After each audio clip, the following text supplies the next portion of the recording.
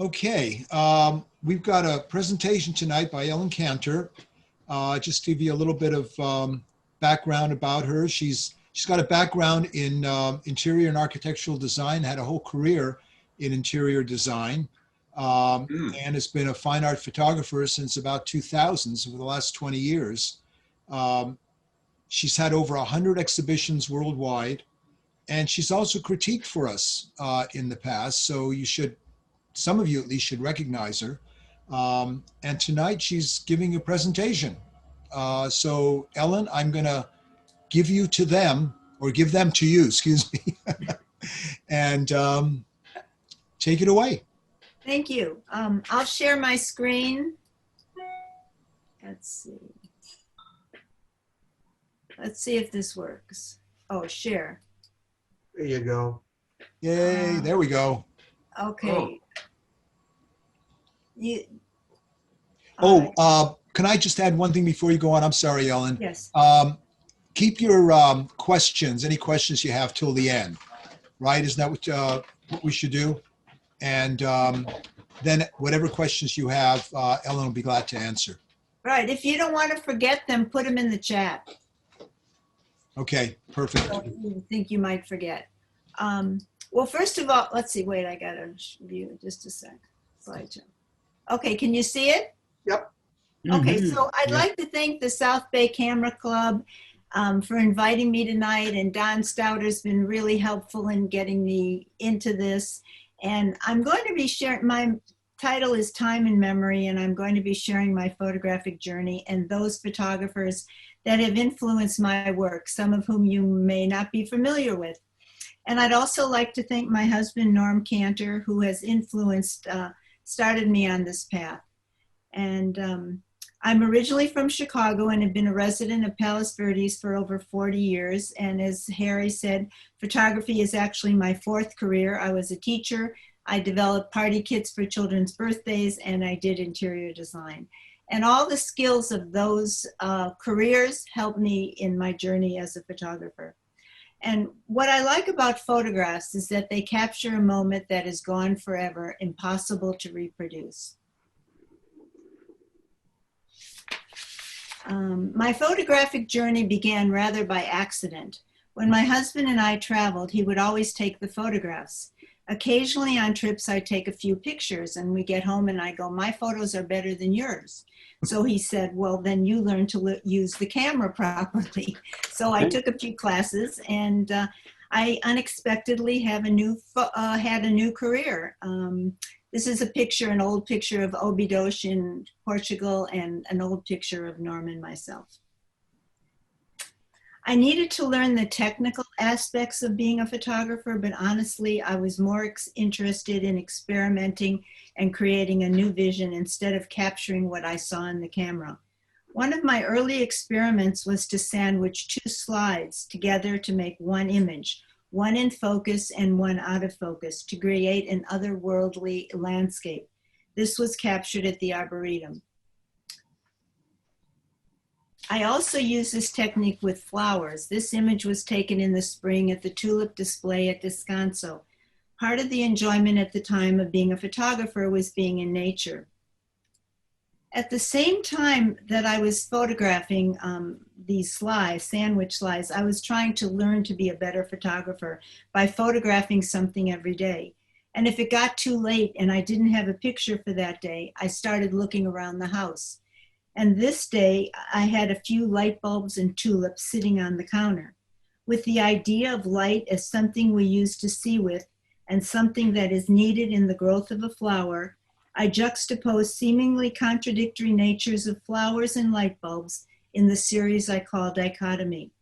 This series refers to the light that allows a photographer to create an image, a light that nourishes a flower, and the light that is in the California sky. Looking past the reality of a tulip as a flower, I searched for distinct gradations and hints of colors and textures that allow me to see beyond the boundaries of nature.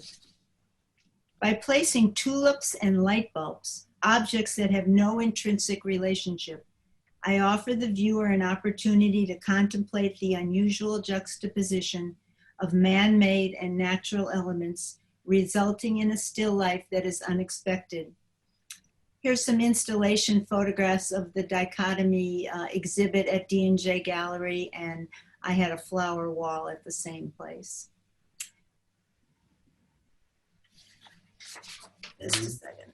Several years ago, I experienced severe back pain and was no longer able to walk very far or carry my camera and tripod.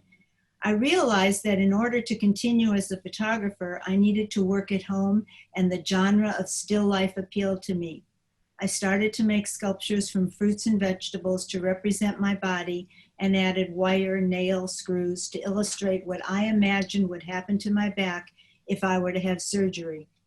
They told me I was out of alignment on the left, and they told me I had scoliosis on the right. In my series, Unorthodox Anatomy, I reference the 16th and 17th century genre of still life painting popular in the Netherlands called vanitas or memento mori. This was my attempt to make sense of what was happening to my spine based on my limited knowledge of anatomy. This image is called They Told Me I Needed a Cage. The shape of the pear refers to my body, and the wires were my interpretation of what this cage looked like. The organic nature of fruits and vegetables became a metaphor for my body, and the wires, screws, and other materials from Home Depot represented what I thought my spine might look like. This is, they told me the cage went on the side. After visiting several doctors, I understood that I needed surgery, but I was unclear what my spine really looked like. This image is called They Told Me I Needed Screws, but of course, I could just imagine how it would look. Each time I received a new diagnosis, I tried to picture what it actually meant. Being in denial, I never went to the internet, but instead let my mind clarify this disabling problem. I was told I had arachnoiditis. Someone mentioned it sounded as if I had spiders in my spine. That image led to this photograph. They told me I had spiders in my spine. This time I substituted pennies for the wires I had been using.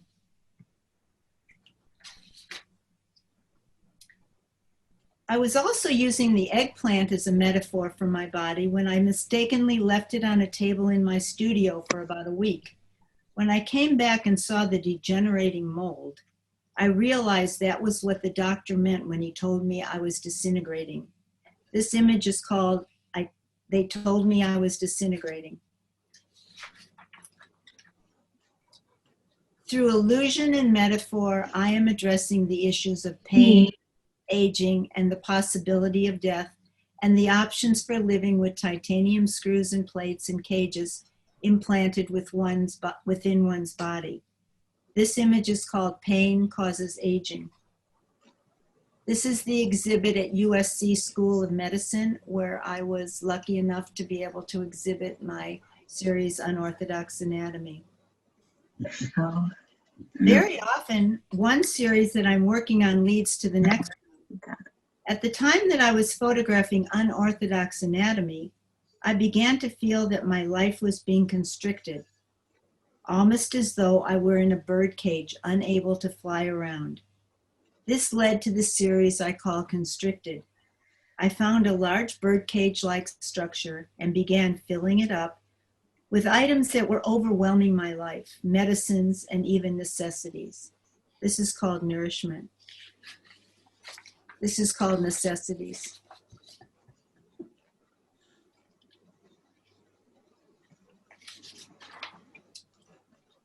After stepping into the genre of conceptual still life, I wanted to know more about the history of photography in order to understand the context with which I make work and those artists that would eventually influence my work.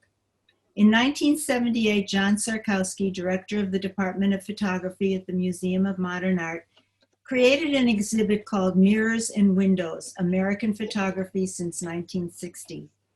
In his book, he described photography as a dichotomy of two strategies of pictorial expression, either mirrors or windows.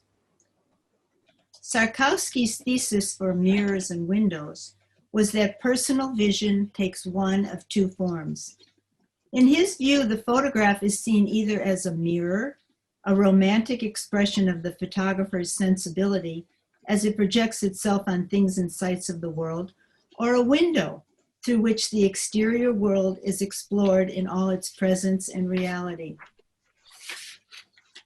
Among the photographers that he categorized as using the mirror strategy is Paul Caponegro, American photographer born in 1932. He approaches nature receptively, preferring to utilize an intuitive focus rather than merely arranging or recording forms and surface details. This image, slightly out of focus to give the sense of motion, is running white deer. Jerry Oldsman, American photographer born in 1934, is the forerunner of photomontage in the 20th century. Before Photoshop, he seamlessly integrated the surreal and real into his photographs. Unlike photographers who express exactly what they see, Oldsman was considered avant-garde in shattering the window theory popular at that time. Robert Heineken, American photographer born in 1931 who taught at UCLA, is known for appropriating and reprocessing images from newspapers and magazines. He was an early advocate of taking the image off the paper, a technique widely used today. This view of photography as a mirror focuses on self-expression. Among the photographers that fall into the window category are street photographers Gary Winograd, Lee Friedlander, Diane Arbus, and Ed Ruscha, among others. I see myself falling in the mirror category. My photographs are about time, memory, loss, and aging. I seek to reimagine the family photo album and objects that hold personal histories in order to explore the distillation and persistence of memory. By photographing and recontextualizing the precious mementos, I have sought to understand how life proceeds and then ultimately disappears. I document the artifacts of the past in order to enrich my present. An artist that influenced my desire to document artifacts from my past is contemporary Japanese photographer Isayuchi Miyako. Her series Mothers and Things Left Behind reminds us of the importance and value of saving and identifying clothing, artifacts, and other items that unite us with the past. Miyako photographed lingerie, shoes, cosmetics, and other personal items found in her mother's drawer after she died in 2000 at 84.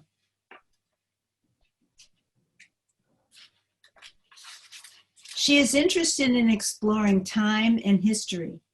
Switching to color after photographing mainly in black and white, Miyako takes a forensic approach to examining clothing and objects laden with complex histories, underscoring the idea that the traces of time's passage are her two true subjects.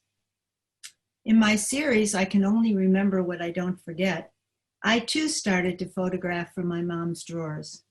I used old photographs and memorabilia to recontextualize a new way of looking at images from family archives.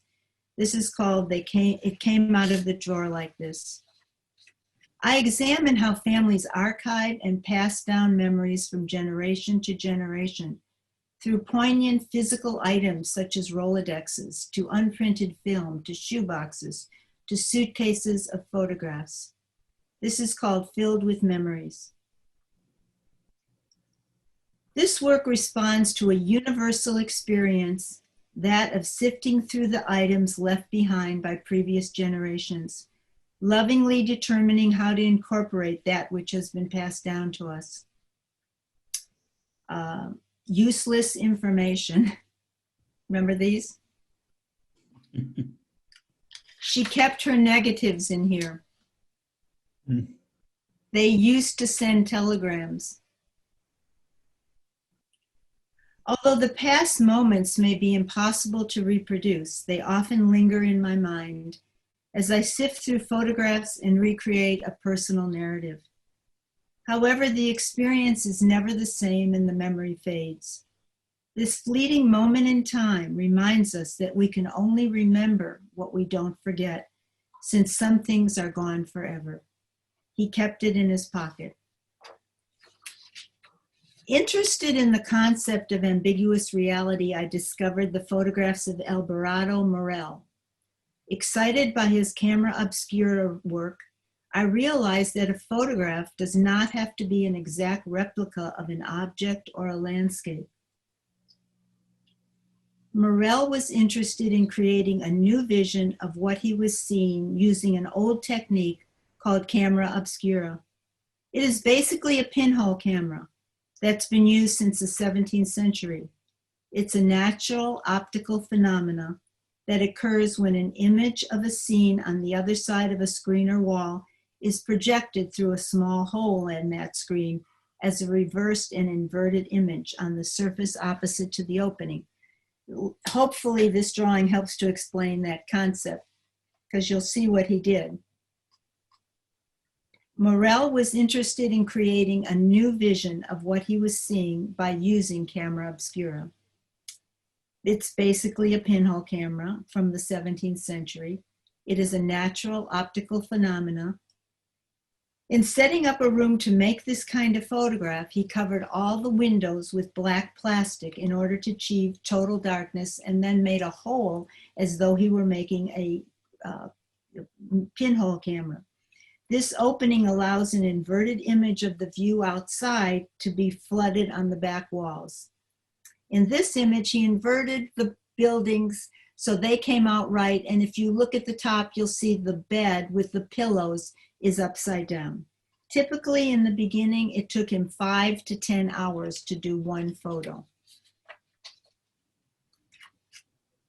Now, in order to make the projection come out right, he uses a prism. And by using digital technology, he can shorten the exposures considerably. This is a view of the Brooklyn Bridge in a bedroom. Abelardo Morell's idea of changing realities inspired the images in my series, Prior Pleasures. This work on the books of my childhood is deeply influenced by my lifelong love of books. Many of these were mine or my mother's, and I have carefully saved them for generations to come. Others have special meaning to the people that lent them to me. Creating this series helped to satisfy my need to preserve the past and create a legacy for the future. Prior Pleasures explores memory and the preservation of the past while ensuring the creation of a visual legacy for the next generation. Little Women. The books photographed for this series are ones that I have carried with me since I was a child and have sat on my shelves for decades. Hans Brinker and the Silver Skates. My mother read them to me, and in turn, I read them to my children, carrying on the tradition of the written and spoken word. Black Beauty.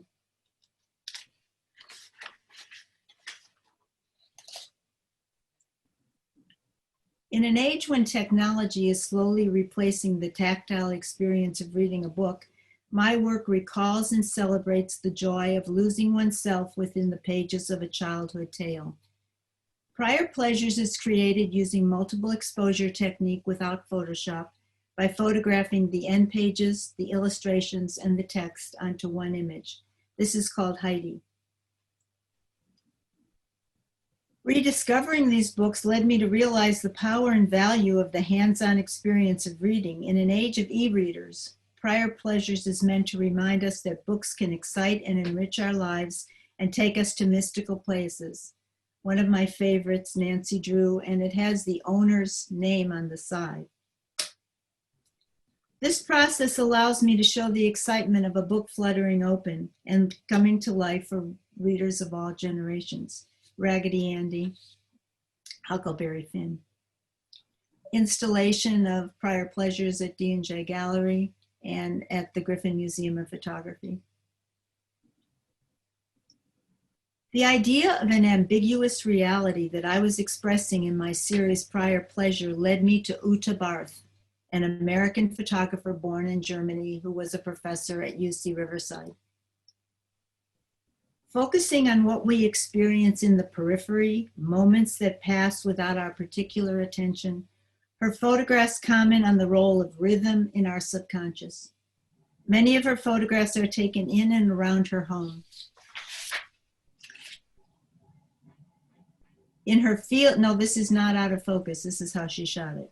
In her Field and Ground series, she depicts blurred and empty foregrounds. She stated, "I am interested in the conventions of picture making, in the desire to picture the world, and in our relationship, our continual love for and fascination with pictures."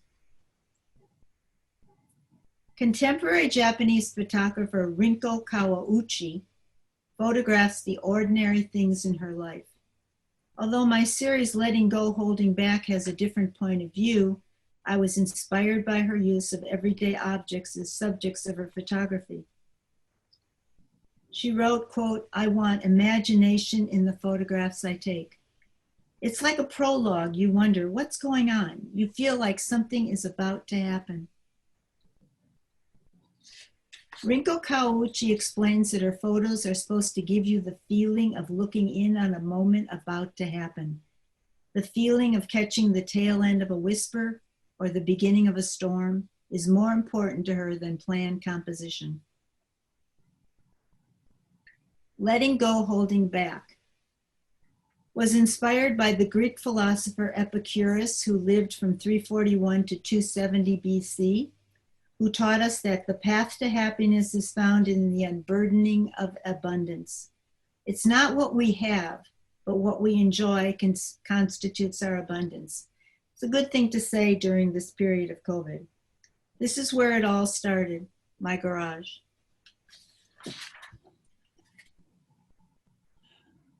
As I looked around my house of 40 plus years, I realized I had accumulated lots of objects and memories, toys, baby clothes, old medicine bottles, paint cans, unused fabrics, and clothing that were no longer useful. Photographing each object prior to disposal or donation allows me to keep them and give importance to the mundane. Each item is transformed into a still life, evidence of the home I built and the life lived within its walls. These photographs provide me with the necessary closure, allowing me to let go of these objects. It's like I still have them because I can look at their pictures. They were hidden away. I never saw them before. Each item is an individual still life. Then they're placed in these 40 by 40 grids. I have 4 of them. Each one is called Everything I Gave Away. By letting go, I am freeing myself of unwanted possessions and making space for a future unencumbered by the trappings of modern existence. But there were certain items I could not bear to give away. Hence, holding back became part of the process. Something old, something new, something borrowed, something blue, items I saved from my long ago wedding. Ultimately, these items ask several basic questions. What do the items we cling to say about us? Does one ever regret selling, donating, disposing of items?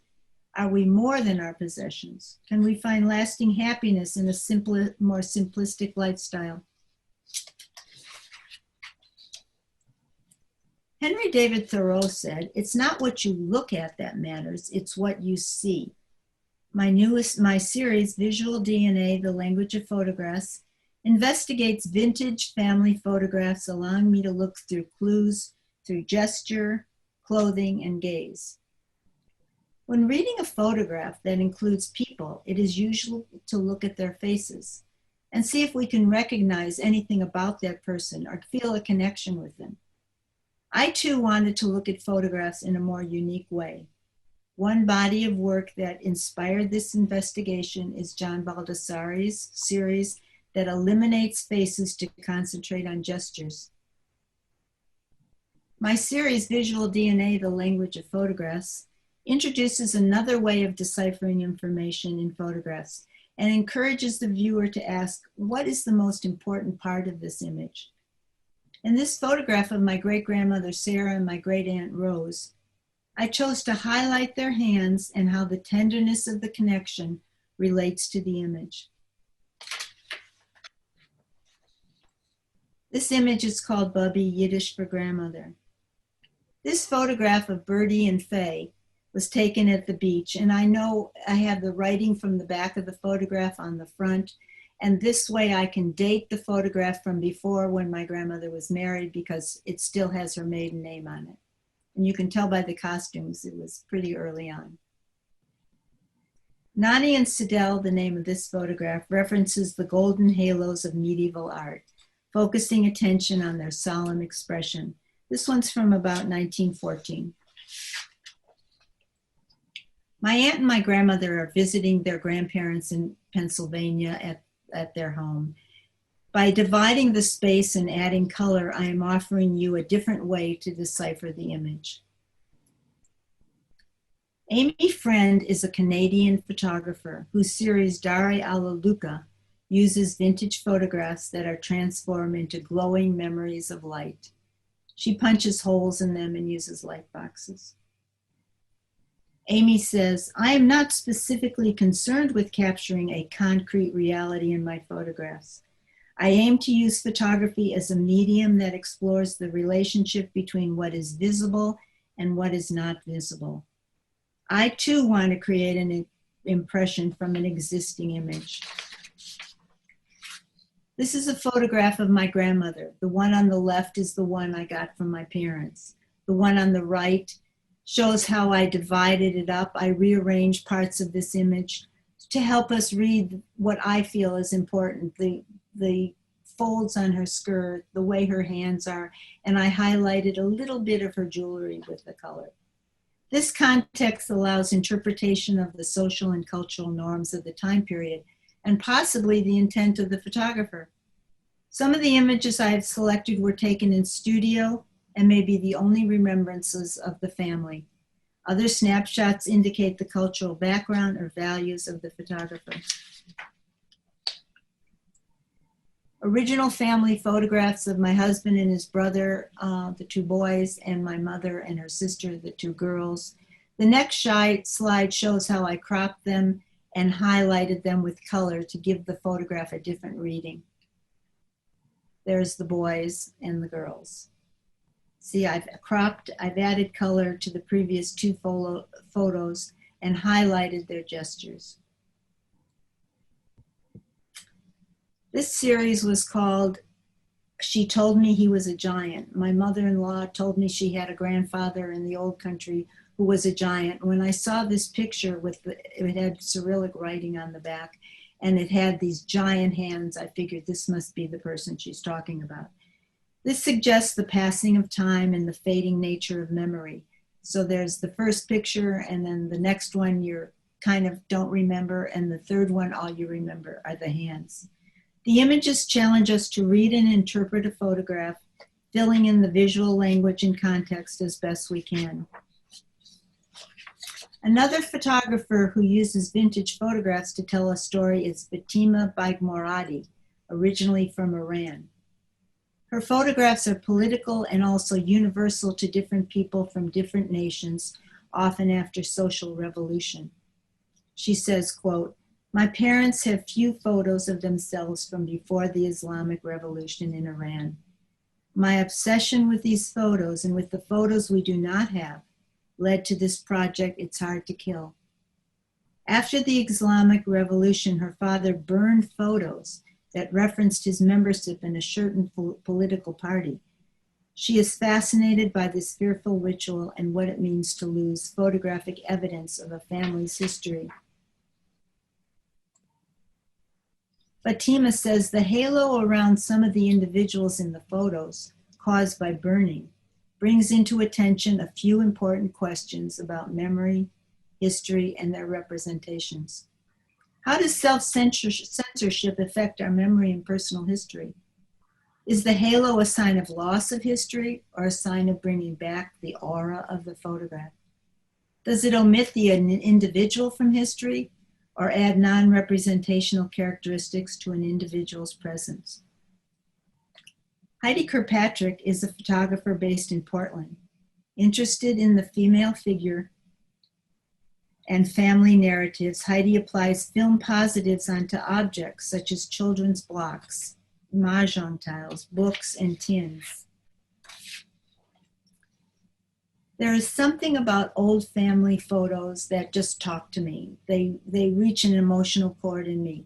The anonymous project from my modern Met has taken nostalgia of vintage Kodachrome slides and placed them online for the world to see. Filmmaker Lee Shulman and photography curator Emmanuel Halkenbacon began this project as a way to digitize fragile film negatives, as the film will degrade over time. Focusing on imagery from the 1960s, when color photography took off as film prices dropped, they encourage anonymous donors to send in their picture for consideration. They carefully curate the submissions, and they select the most nostalgic, candid, and universal images of family. They're all online. The anonymous project's mission to save old family photos from extinction is becoming a reality thanks to many people's donations of not only photos, but money. My newest series is Mimi and Her Purses. I always like to start with a quote, and this was from a Roman philosopher: "Things that are hard to bear are sweet to remember." This is Grandma Sue's purse. Mourning a loved one is a very individual activity. Everyone has their own way of remembering, whether it's photographs or videos, going to the cemetery, but for Mimi, it's through her purses. This was inside the purse. This series explores what Mimi has saved from deceased relatives and what remains inside, in this case, a handkerchief from a trip to Paris. Ironically, I met Mimi at a funeral. She was carrying a purse of woven gold metal in the shape of a box, almost like a woven lunchbox. I commented on its uniqueness and discovered the beginnings of the series Mimi and Her Purses. This purse must have been a Christmas gift because it says, "Ruth from Mama, Merry Christmas," and it was still in there. This purse is called Lena. Every purse has a name of the person who originally owned it. Mimi and her husband Phil come from large families with lots of aunts and uncles and cousins and sisters and brothers. And along with many family celebrations, there are also somber moments when someone passes away. Many of the purses have holy cards from the funeral mass, and that helps Mimi remember the name, the date they were born, and the date they passed away. And I've overlaid the front. There's always a picture of a saint and a prayer. This is Grandma Sue's from Hawaii. Each purse is a tribute to the past, creating a celebratory experience from an everyday object. By allowing the handbag and the items found inside to live a new life, Mimi captures the essence of memorable people in her life. To help retain each person's personal memory, Mimi chooses to use these purses for special occasions. These were the original tags, it's a pretty long time ago, on this purse. This is Grandma Sue also. This purse keeps their spirit alive for Mimi and creates a living memorial every time Mimi uses them. Reminders of a past when everybody had a matching purse to their shoes and their outfit. This was found inside that red purse. Another holy card from inside the purse. I was invited to Mimi's closet to see her numerous handbags and even hear the wonderful stories about an aunt, a grandmother, or even a great-grandmother who owned these remnants of the past. This one's called Katika. And inside was this lovely change purse, Katika's change purse. Each purse is a tribute to the past, creating an experience of celebration from an everyday object. This is called Enka. These were in Enka's purse. And this was Enka's holy card. By allowing the handbag and the items inside to live a new life, Mimi captures the essence of memorable people in her life. Carmelita's holy card. This is Carolyn's holy card. This series will be exhibited at the Griffin Museum of Photography in Winchester, Massachusetts, beginning December 9th. If you know anybody, it's right outside of Boston. It is open by appointment only. The photos are already on their way there, but unfortunately I'm unable to go. And inside of this purse, you'll remember Bullock's department store. A memory from the past for all of us. Aunt Dot, Dorothy Foos, who's known as Aunt Dot, Evelyn inside of Evelyn's purse. Some of the silliest things are inside these purses. This one is unknown. Mimi couldn't remember who it belonged to, and all it had inside was a tissue package. Catherine's lipstick.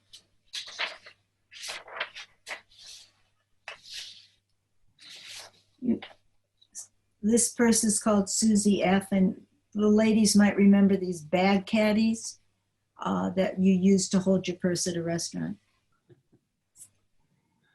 Photography has taken me to a place I never imagined. I didn't know I was going to be a photographer.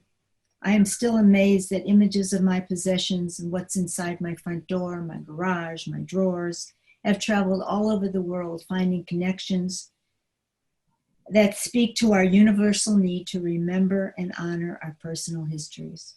In today's technological world, millennials are ceaselessly documenting their lives on their cell phones, but not creating memories for their children. It makes the documentation of these objects even more profound to me. My final image, I have no way of seeing them. In closing, I hope to offer photographs that answer the basic question: what does the past mean to us as individuals, as families, and as a community? And I want to thank you again for your patience and for listening. And I hope I've introduced you to some new photographers that you're not familiar with, and I hope you've enjoyed it. I'm happy to answer any